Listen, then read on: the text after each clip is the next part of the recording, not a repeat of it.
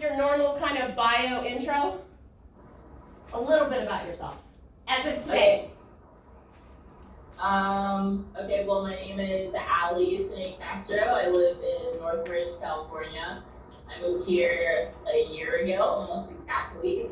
Right now, I work for a celebrity acting company. I book jobs for it.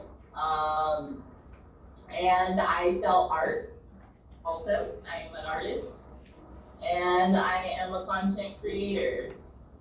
That's me. Is there anything else that you wanted to know? Did you say your age? I am 21. Cool. I am newly 21. All right, you guys ready? Do you want to start? Where were you born?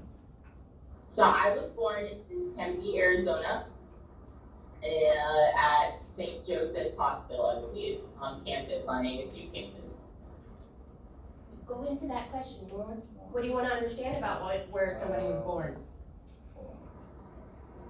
How has it influenced you? Again, she didn't hear. Oh, Yeah, sorry, I can't hear you. You guys How do has it go. influenced you? Yeah. He asked how has being born in Arizona or Tempe influenced you today? How, could you repeat the question? What was it?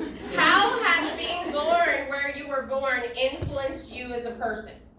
So, I was born in Tempe. Is it just birth or like childhood?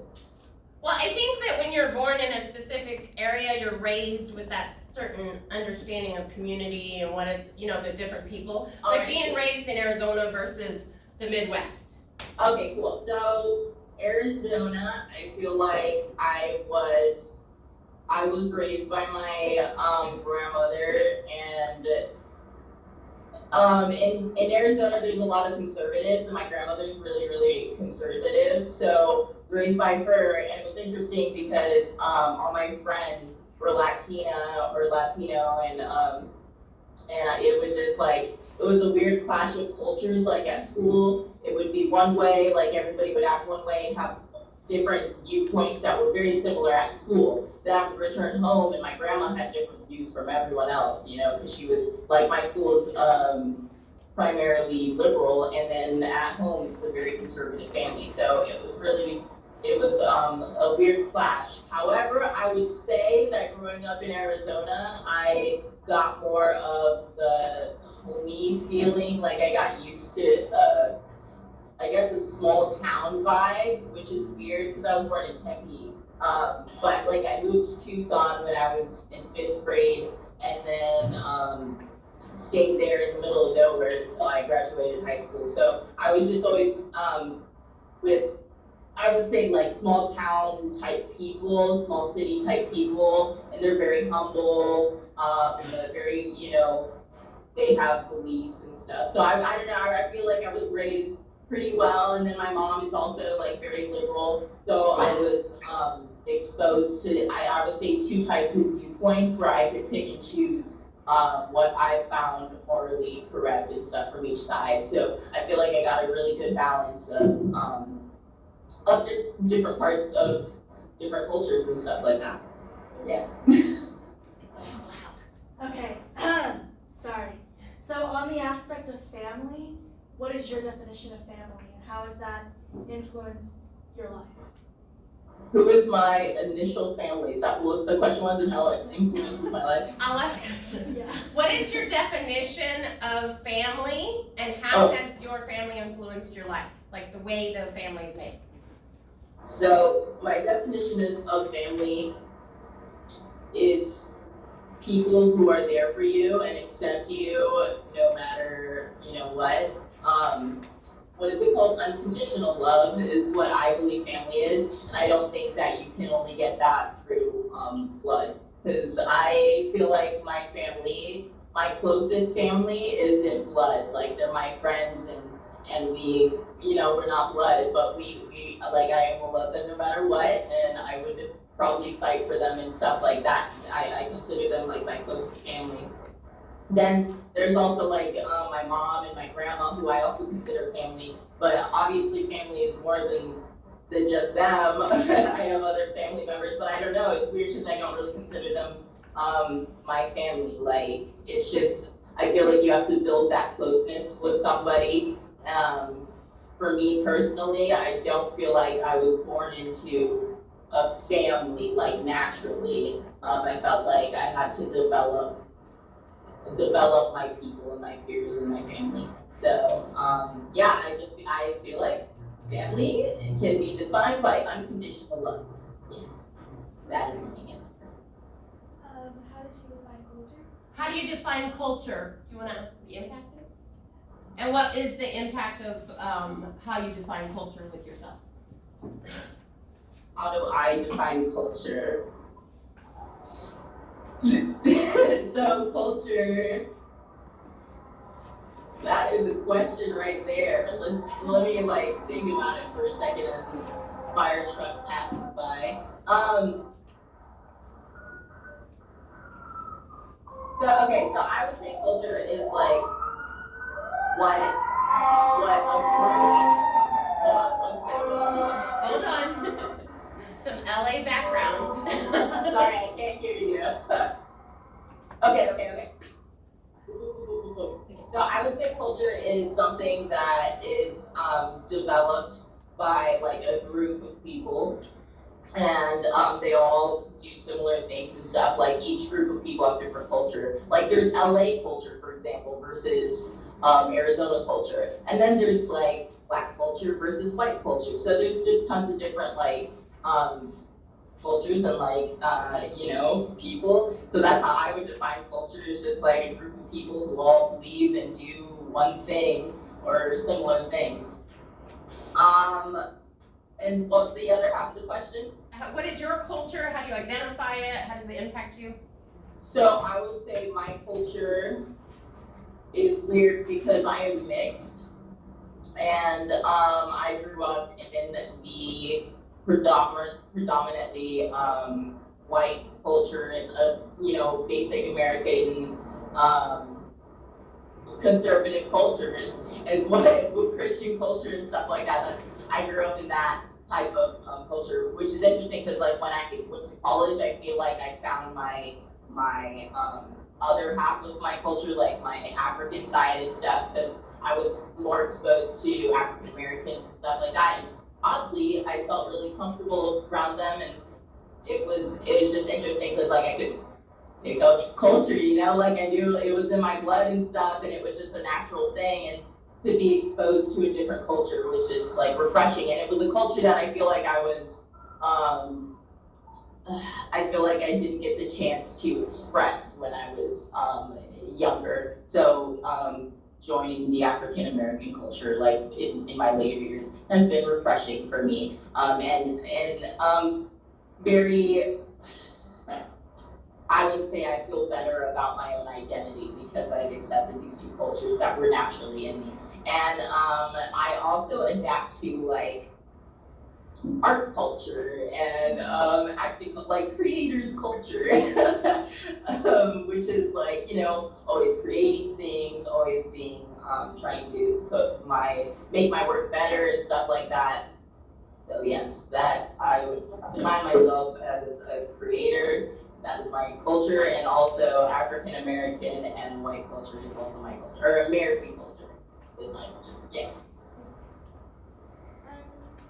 When working or talking with a person from a different culture, how do you ensure When you're talking or connecting with somebody from a different culture, how do you ensure that communication is effective? Speaking with someone who has a different culture, I feel like you have to listen more than you speak, or just equally as you speak, because you don't want to offend anybody. You don't know much, like especially if you don't know much about their culture, you could easily offend them on certain topics. But yeah, listening, learning, I would say is the best way to open up to somebody's culture. I would just like accept whatever they're going through or however they view, I would listen to it because it's their culture. And if I wanted to, I don't know, discover a new culture or something, I would say it's definitely all about being respectful and not degrading or seeing another culture as lesser than your own. Yeah. There we go. What about in your specific examples? Have you ever clashed with anybody in terms of culture when you were growing up? Like, I know the story, so I'm not gonna say it, but as far as lifestyle and living with somebody that has a different culture than you, how did you keep peace or make that work? So living with my grandmother, who has extremely strong, different opinions than I do. Actually, my whole family that I was raised by on that side has extremely different cultures and opinions than I do. And I would say, I took some of what they heard, like would tell me and teach me and stuff. I took it with kind of like a grain of salt. I listened, like I said, and I was respectful always, about their beliefs and stuff. They would try to push it on me, especially because I was a minor, and they would heavily push, like, their beliefs on me and stuff, and I felt like sometimes I was obligated to believe one thing, or I was a bad person if I didn't. But that's not true, that's just a different viewpoint and stuff. I'm not saying that their viewpoint is any, like, wrong or horrible, or they were terrible people or anything like that. It was just different from what I believed. And so it was really hard, especially as a minor, when people are telling you to do something and you're looking for guidance in adults and stuff, and they're telling you to believe one thing, but you're like, I don't believe that. And that was very hard. I'm not gonna lie, it was hard. I was struggling with it, but when I left and formed my own independence, and I got a little bit more freedom to speak the way that I wanted to and stuff like that.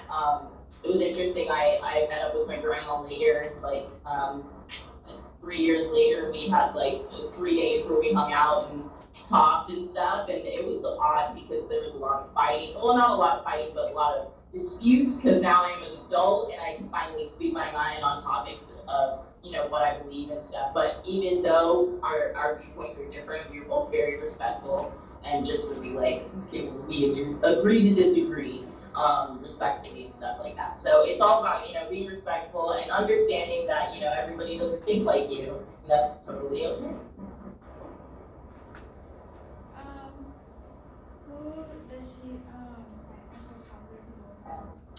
Who do you hold as a positive role model? Who's influenced you in role models? I feel like I have different role models for different things. But when it comes to positivity and like motivation and stuff, I honestly, like, my mom inspires me a lot. She's very like, she has an idea and she's gonna go through with the idea, and it's very inspiring, especially for me as a creator. Sometimes I get really into my head before I create something, but my mom, however, she'll just think of something, she's like, I'm gonna try it, I'm gonna do it. And I find that awe-inspiring. Also her constant, my mom is very confident and very, she knows who she is. And for me as an adult growing up and not knowing, like, or trying to find myself at least, and trying to find my place in the world and my viewpoints and how, like, accept how others see me. I'm having a lot of difficulty doing that, and so I will remind myself of my mom and how confident she is in herself, and how happy she is, and she loves herself, and so, like, I want to build that confidence and stuff. So I would say I look up to my mom for self-improvement and stuff like that. Other than that, I mean, my other role model as an actress is Helena Bonham Carter. She plays the Mad Queen in Alice in Wonderland. Bella Trix Lestrange. Love her as an actress. She's amazing. Her range is insane. She plays these crazy characters, and that's what I want to do. Yeah. And then I would say my fashion, icon or whatever, role model, and somebody who I visually look up to is Georgia Smith. She's an artist and she is a mixed artist from London. And she doesn't wear like a lot of makeup or anything. She wears her hair sometimes in braids, but she has her hair natural a lot of the time. And she is a thicker woman like myself, and so it just her visually makes me feel better about who I am too, and my looks and stuff. As a mixed person, I don't have a lot of role models who are also mixed. I mean, Mariah Carey, but Mariah Carey's not my role model. So yeah. So those are my role models, I would say. What are your values and how did you develop them?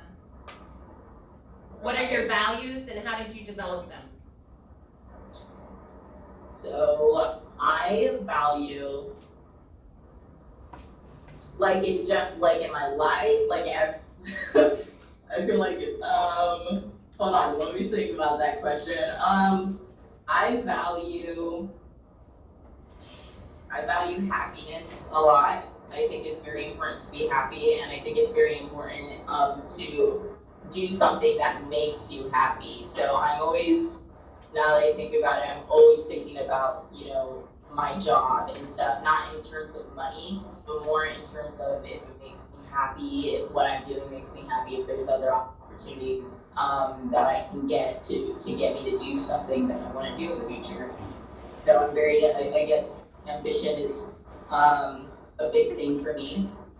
I also value friends a lot. Friendship is a big thing to me. And it's interesting because I would say I'm a very friendly person, but it's very hard to be my friend. Not in a difficult friend or anything. It's just really hard for me to get comfortable with somebody enough to call them like a close friend or a friend of mine. Like all of my close friends I've known for years, and that's probably like the main reason why we're really close friends. It just takes me a lot to open up. Don't know why. Something I'm working on it. But I value friendship. I think it's very important. I'm a very loyal friend and very trustworthy. So friendship is very important to me. Even more important than family or anything. I think friendship could rule the world. We could be friends with anybody if and make any alliances if we truly tried. Spread kindness and compassion and love. So friendship is a big thing for me. And I already said ambition, and then my other thing is imagination and creativity. I value that stuff a lot. It makes up most of my life, especially as a kid. Imagination was huge. I would say that's how that was developed. It was all through my childhood, especially because I was an only child.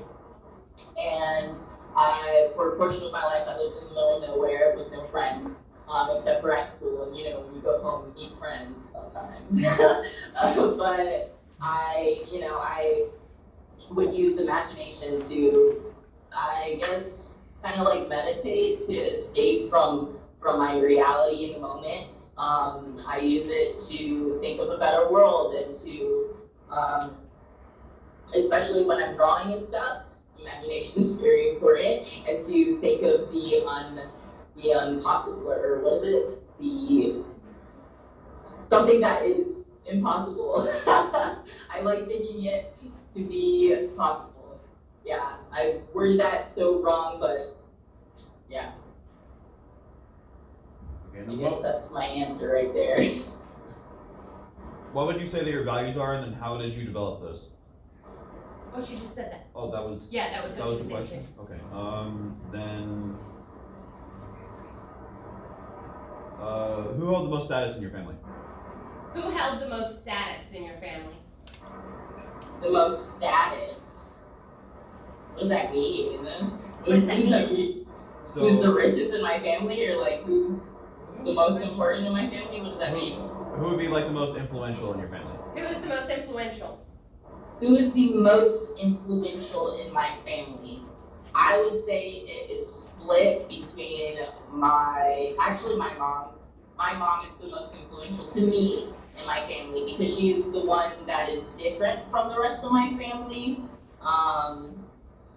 So she had a lot of influence in who I am today and like the way I am and the way I think. She didn't raise me, but I visited my mom often. I had like complete exposure to my mom. So she was very influential to me. I would say my dad had kind of an influence on me because he was my African American side and everything. So that was like a whole other culture. So I did have that culture a little bit under my belt. So every time I would go, I would develop like things and I would learn things about a different culture, which was my own, just slower than my other culture, than my American Caucasian culture.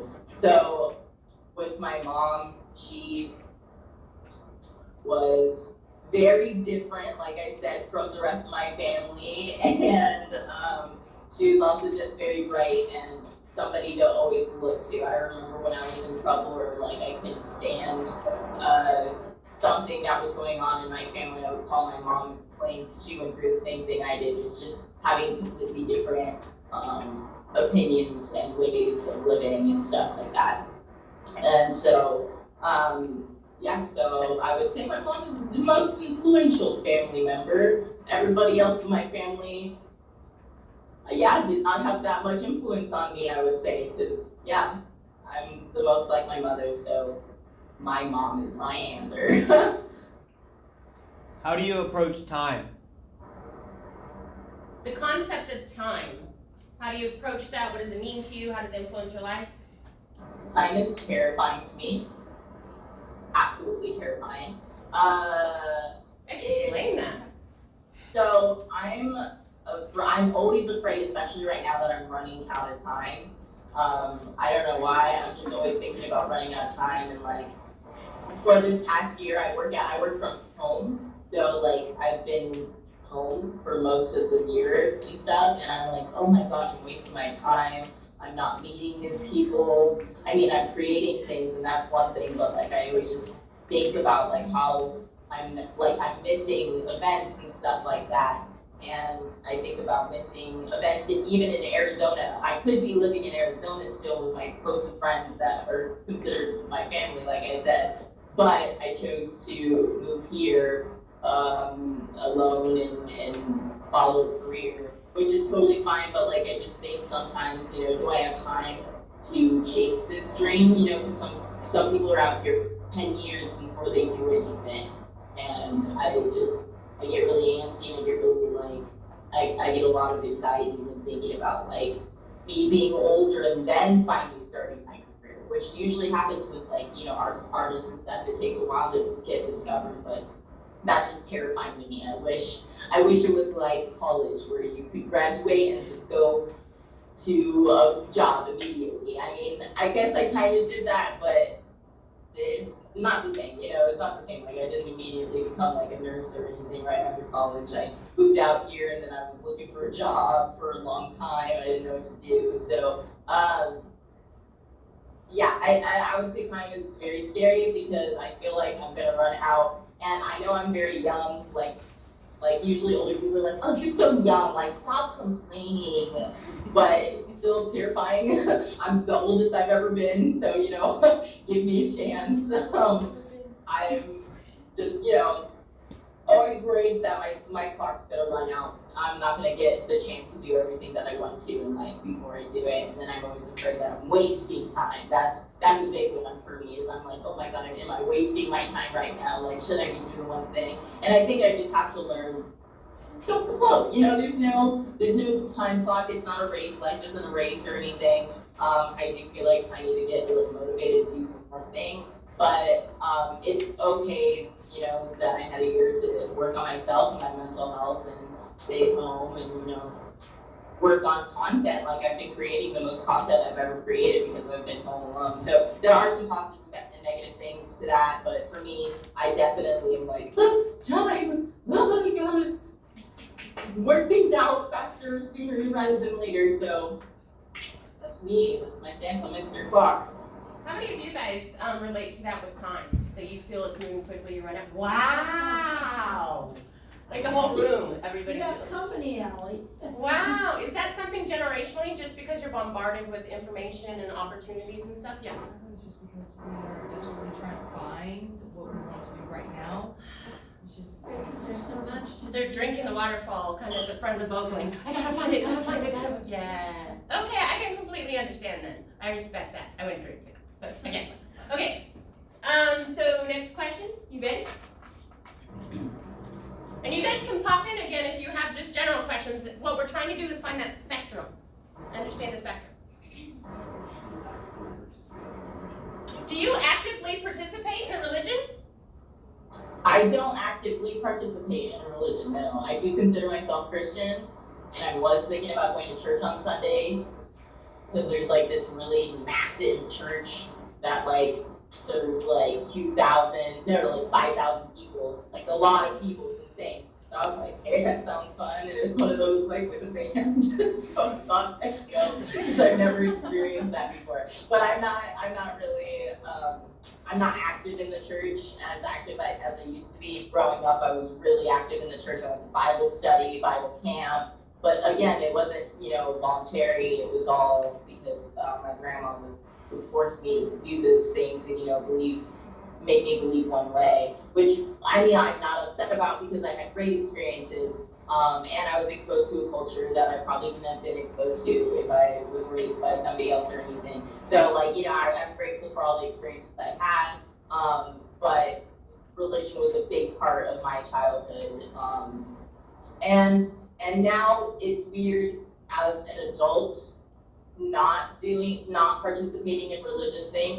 Sometimes I feel guilty, which is interesting because it's religion and stuff, but I do feel guilty sometimes because, my grandma was pressing me so hard to go to church, and now that I haven't, I just feel like I'm doing injustice, which is not, right, because I shouldn't be going to church because of a person. I should be going because of my beliefs.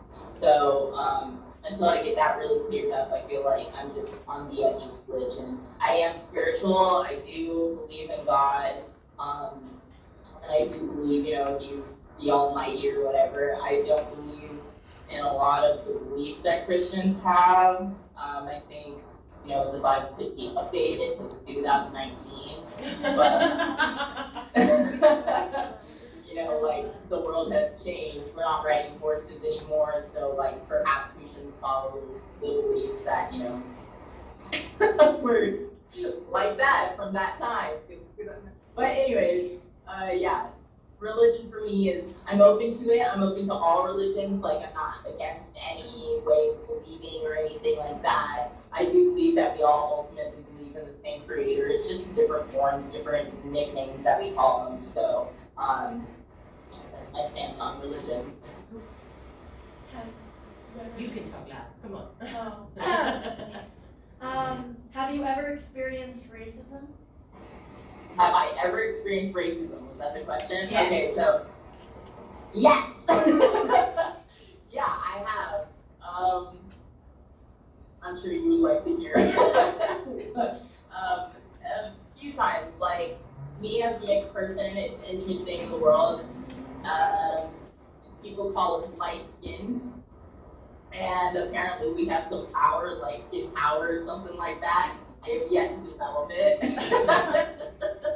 But people say I got it. So it's just an interesting stigmatism that comes around somebody who looks like me.